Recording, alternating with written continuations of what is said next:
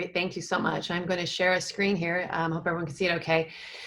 Thanks to Indefense of Christians again for always putting together these remarkable events. You know, one of my favorite organizations in Washington or in the world, really. I am such a fans of your work and bringing together these panelists. Michael, as always, we count on your research and your analytics and so much of the work we all do, and Sarah and Rich and Aram. It's so heartbreaking to hear the update that you shared. And Kino, good to see you again, of course. And I'm going to let him delve a little deeper into some of the topics. But I put some visuals together to kind of help, because this is a complicated topic, even with visuals. So I'm hopeful that you'll find them as helpful as I think they are to me. But as it was mentioned, I just returned from a month-long trip where I was on the ground for a little over a month in Syria, and then also about a week in Iraq, in my own capacity, working with a group here, Freedom Research Foundation, on the ground. And this a map is actually a Syria Live map that a lot of us use. You can just Google Syria Live and it'll give you an update of a lot of this. We actually put these labels on here just to be able to help us to be able to better explain what's going on. But this yellow part here is the Autonomous Administration of North and East Syria, and this is, of course, the regime areas.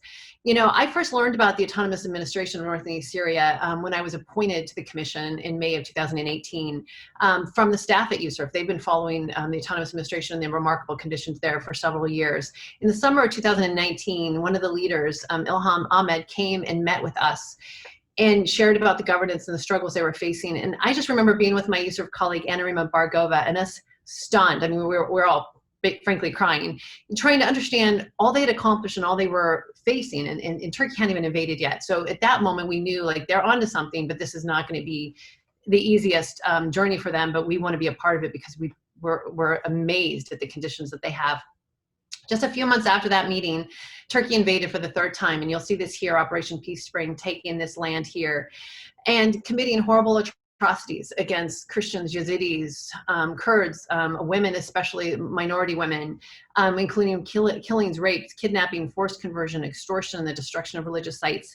I was able to briefly visit last November and was amazed at that point when I first started meeting people and meeting with Christian communities when I was there, and also understanding the brutal crimes that had been committed that weren't being talked about. This is a map of really the Christian breakdown and the religious breakdown of the Northeast. And as you can see, a lot of people actually mistake that it's a majority Kurdish area, but it's actually a majority Arab area now. Majority of the Syrian Democratic forces are even Arab. It really is a multi-ethnic, multi-religious area.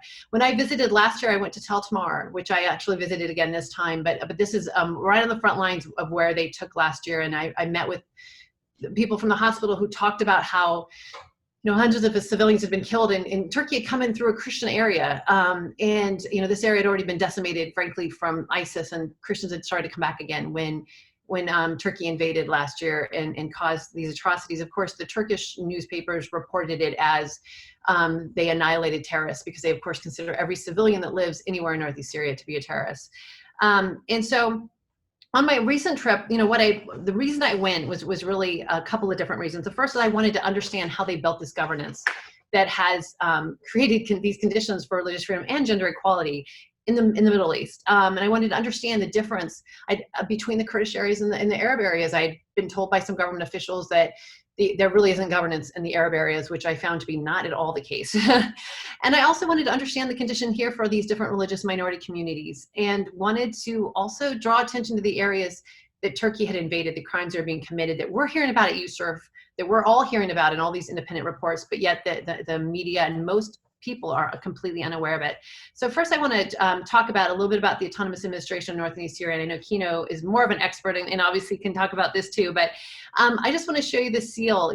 They have 3 languages, the Syriac language, and Arabic and Kurdish. And it's really remarkable that the multi-ethnic, multi-religious approach and how they said it, they embed it in every level of government was really the one thing that probably surprised me the most. This is the 7 regions that they have of the government. Afrin right now is under the control of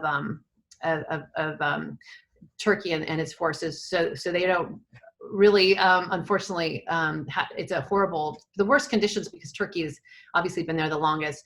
But what I wanted to understand was, how they became this. And I just want to talk a little bit about, what most of us know more about the Syrian Democratic Forces because of the legendary fight against ISIS. You know, they were our boots on the ground. But what most people don't know is the US tried to not work with the Kurds because they knew it would make Turkey angry. So what they did is they spent $1 million building the Free Syrian Army to fight ISIS. And of course, it ended up being a complete disaster because these soldiers were sympathetic to ISIS, so they obviously weren't going to fight ISIS. If it sounds familiar, it's because they're currently Turkey's army. They're the ones that are coming in with them and committing all these atrocities in these areas we showed you earlier. The US ended up scrapping that and working with the YPG and the YPJ, and together they formed the Syrian Democratic Forces along with the Syriac Military Council, the women's forces, the Arab forces, and put together this amazing defense against ISIS that I think more people are familiar with. I think what I didn't understand is after, you know, they started with the self-governance in 2011, after, when people started rising up against Assad, is they started with in just these 3 areas of freeing Kobani and then over here in Al Jazeera.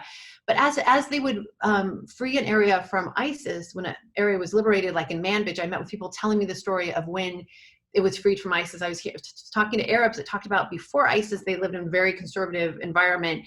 When ISIS came, they learned that ISIS they did not represent their faith.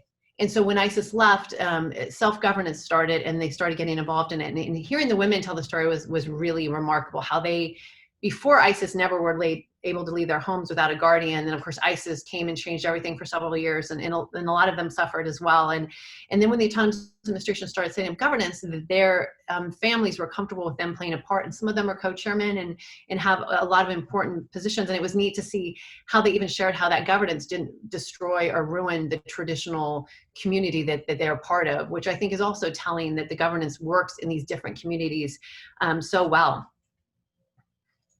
And so I wanted to just show that this is, you know, the ISIS caliphate. So some of the areas in the Kurdish areas were never part of it, but just kind of give you a sense of this is what this government built in the middle of a civil war, and while fighting these guys is how they put this governance together. And this is what the governance looks like. So what they would do is they'd go into an area and they would set up a commune, which is about 100 to 120 families, a lot more in cities, a lot less in rural areas. And they would get a co-chairman, a man and a woman co-chairman. And then they would set up these committees here. So you see like social affairs and labor, education, women, economy, finance, youth, and they'd have co-chairmen of those committees, and they started meeting their own needs as a community. And then they put several communes together to make a sub-district, and then several sub-districts to make a district and a canton, and it goes all the way up to the regional government. And then here it kind of shows you the executive council of the regional government as well as a autonomous administration of North and East Syria. They're all kind of set up the same. They become commissions at the autonomous level. And then the offices, which are important to note that the offices are part of a future Syria. So the autonomous administration is not a separatist movement. It's always been the plan to be a state in a future Syria. So these would be under basically a future. And this here is an important part. This is a part of the social contract, and you can see the beautiful language here.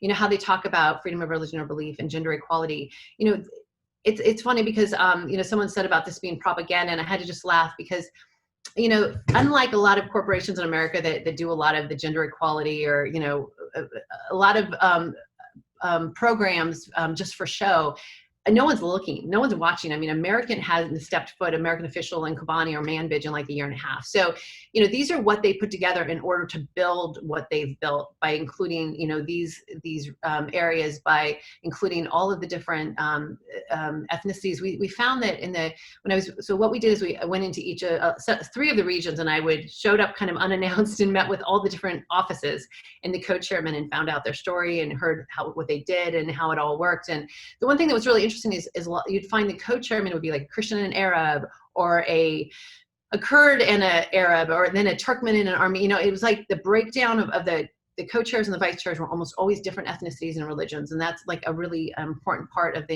embracing that multi-ethnic, multi-religious. Again, this goes through their principles and visions. I just pulled up some of the things that they believe in. You know, people are elected, and the areas that have been around the longest, that people actually elected to the co-chair positions and elected to co-chairs of even the committees. And so this is a democracy, this is representative government, but it's bottoms up approach from the commune level all the way on up, and has an important and this is really changed the way that women are treated, because half of all the leaders, of course, are women. And I think that is super important. And so just going back here, I just wanted to point out again, the Christian areas and how important, the other thing I wanted to understand was really what it was like for the religious minorities to live here in Northeast Syria. Some of the Christian community, of course, are very involved in the autonomous administration.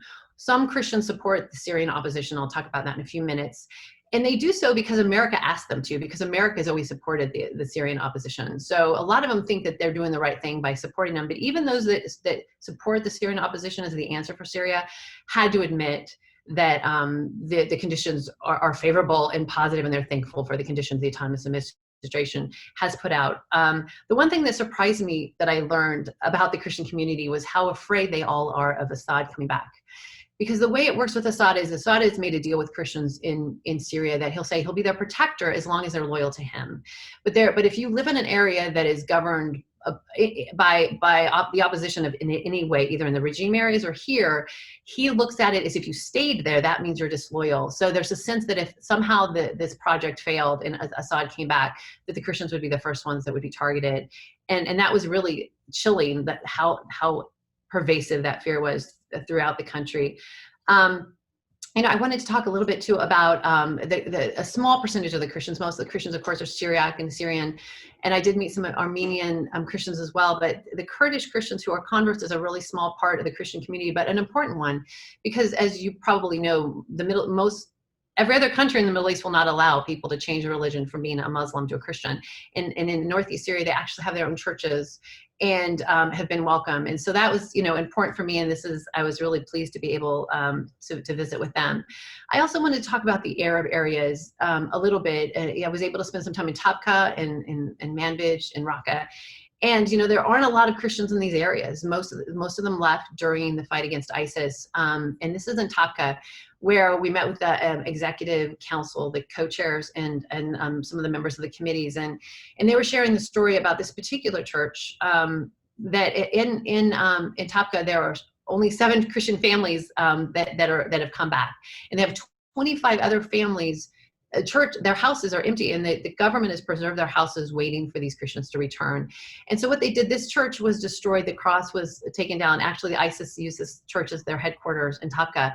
And so what the government did is they lifted this cross here above the destroyed church in the middle of town to, first of all, send a signal to the community that Christians are welcome in their community, but also a signal to Christians that they're welcome to return.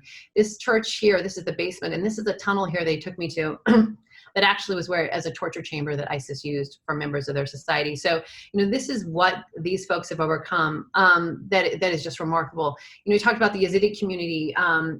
They were very protected during the war against ISIS by the Syrian Democratic Forces, the YPG, the Syriac Military Council. There's always been a real sense of both the Kurdish Christians to protect the Yazidi community in Syria. Unfortunately, in the areas that Turkey is occupied now, the Yazidi community has been targeted in a horrific way. Yazidi women have been kidnapped. There have been just horrific crimes against them. There's a lot of documentation about this, but it was really special for me to meet these people. Most of them had fled from Afrin or Sarakani and were able to tell their stories, which of course were really heartbreaking. I want to talk a little bit about, we talked about Turkey's role in all this. We did a hearing in June that you can find at USCRIF.gov called Safeguarding Religious Freedom in Northeast Syria. And Michael was a part of that panel. Thank you, Michael. But, we in this hearing, we did document, first of all, the conditions that are so favorable for religious minorities there, but also the atrocities that have been committed against religious minorities here. And there are so many reports that have come out either before or after our hearing. Amnesty International has done a report, Human Rights Watch has done a report, and of course the United Nations did a report, chastising Turkey, which was a surprise, and talking about the horrible crimes that have been committed. Genocide Watch has called these crimes against humanity and war crimes, and is called on action as well. This is certainly undisputed now, the situation that's gone on in these areas that Turkey occupies, yet the international community is looking away. And so that was one of the reasons I came, is I was able to do a lot of press, be able to draw a lot of attention to the reality that's going there, that was really troubling. I think USCRIF excuse me, one of the interesting things I learned when I got to Northeast Syria is that people were very familiar with the work we've done at USCRIF. And I think more people in Northeast Syria know USCRIF than people in Washington, D.C. And so our recommendations have really been embraced by the people of Northeast Syria. I heard people all over the area, wherever I traveled, that would thank me for what we've done at USCRIF and also talk about the need for recognition. And so these recommendations that USCRIF put out are really solid. They were based on a lot of good information from the ground. You know, they pressure Turkey to withdraw, recognize the autonomous administration as a legitimate local government, expand engagement with the autonomous administration. Currently, the U.S. government does not engage directly with the government. Lift sanctions from all the area that it governs. You know, this is an important point here. You know, Northeast Syria is a conservative's dream. They don't need nation building. They don't need a lot of help. What they need is for us to let them build their own government. They have 80% of the oil, fertile soil, and people willing to do the work. What they need is to be able to have that space to do that. We also and one of our important recommendations is to demand the inclusion of the autonomous administration. They're currently not a part of a final solution. The U.S. policy does not include them as a future Syria. And so I wanted to point this out to you real quick. When I was going on the border doing press conferences every day about the conditions in the areas that Turkey is occupied, the Syrian opposition president actually went to Kobani, and there's an article about it here, and he declared that those conditions were excellent, which we know Afrin, I'm sorry, went to Afrin, I didn't say Kobani. I was in Kobani, he went to Afrin, and he announced that these conditions were favorable. Sorry about that. And so let me just get back to that real quick. And so, you know, this is such an important point here, because this man right here his name is Hamin Abu Shagra, and he was present during the killing of Kurdish politician Hevrin Khalif, which a lot of us you remember when Turkey invaded, that horrible video that was of her being pulled from a car. So this is a picture of the Syrian opposition. This is a picture of U.S. policy. This is what we support. This is the man sitting right here who visited Afrin and announced that conditions were excellent for religious minorities. And this is the man here that was present when this Hevrin Khalif was murdered. And so, you know, this new information, I think, is important for us to acknowledge that as we learn information, we need to change policy. For the U.S. answer for Syria cannot be the Turkish-backed Syrian opposition coalition. They don't share our values, they share Turkey's values. And so this is something, you know, that's very concerning to us. You know, so I think that, you know, the U.S. Excuse for not supporting Northeast Syria and the autonomous administration in the past has been, you know, we can't anchor Turkey. And I think we're at the point, and we've seen that with these new sanctions, that is no longer a valid excuse. So I would just like to say that, you know, these USCRIF recommendations is really the way forward for Northeast Syria, and they're an easy lift for the U.S. government. So we really are hopeful that we've seen some movement. We know that Congress is with us now on these. So we're really hopeful that this year there'll be some movement to support the autonomous administration in Northeast Syria. Thanks.